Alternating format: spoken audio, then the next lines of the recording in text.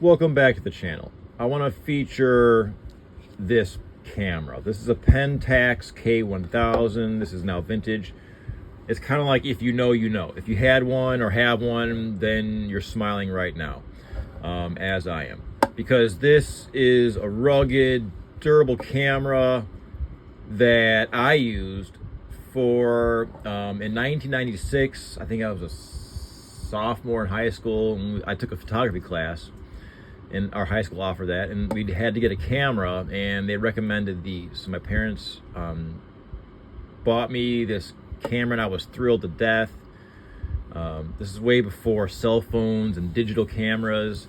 I can recall our teacher in photography class in 1996, you know, as we all had our Pentax K1000s, which used 35 millimeter and we film, and we used, you know, black and white film. Our teacher telling us about this mystical technology called, you know, digital photography, and how complicated it sounded and how expensive. But my teacher was wise. He said that it'll probably be the future, and, you know, don't kind of like, it wasn't like not the fear, but it's just a new technology which can invoke fear just because the fear of the unknown. But he was more optimistic about it. And those are my memories of, you know, when I see this camera. I loved bringing this thing. I took photos of my antique toy cars when I was like 13 or 14, when I was like 15 or 14. I mean, I was doing it back then, folks.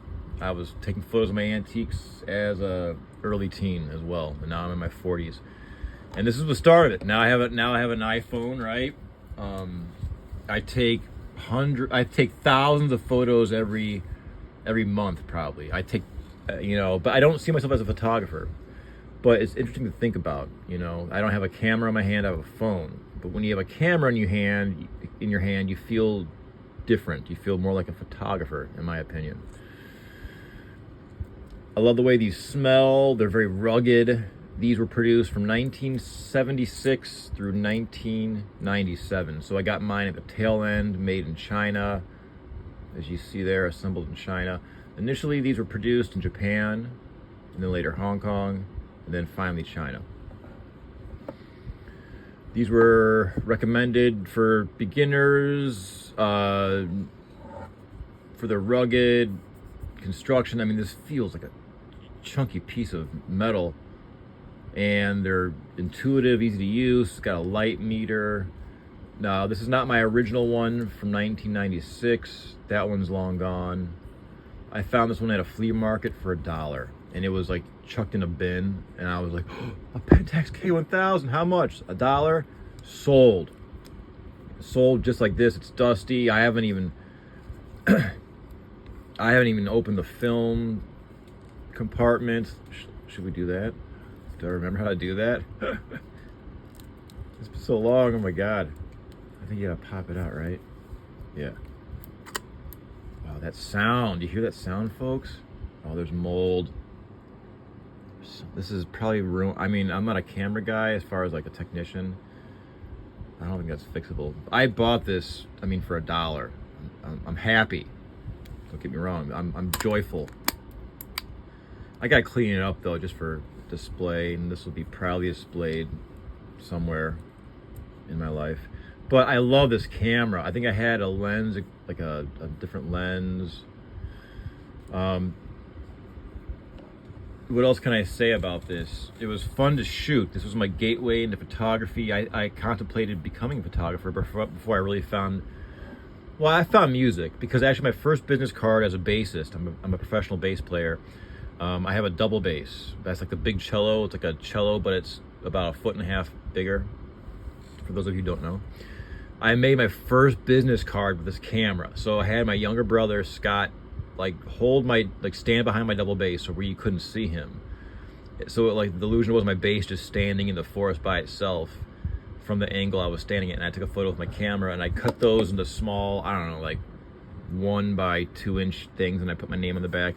Those are my first original business cards. E.J. Parker, jazz bassist. So, and the lens is made in Taiwan. Let's hear that again. That the film compartment opening.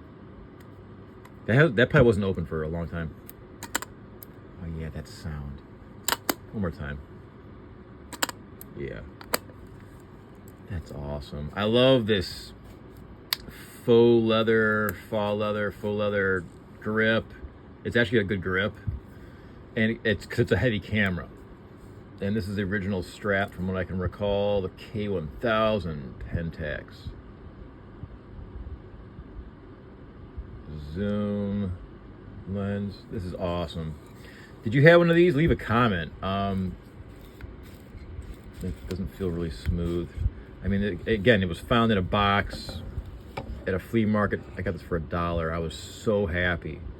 It's one of those things where you gotta ask. You never know in life. I walked by this, I think, maybe even the week prior, because our flea market in my neck of the woods is every, like, you know, Friday, Saturday, or pardon me, Saturday, Sunday. And I think the week before I walked by this and glanced, and I saw it in a box next to the dealer, and I was like, oh man, he's probably gonna want, you know, more than I have in my pocket, you know, 15 bucks, whatever, 20 bucks, I don't know. And then the next week I'm like, well, if it's still there, I'm gonna ask, because I want this just for nostalgic purposes. And I'm like, how much is it? He's like, $1. I'm like, sold. Happy I asked. So I hope, and that made my day, and I hope seeing this gorgeous, rugged, reliable Pentax K1000 has made your day. And as always, thanks for checking in.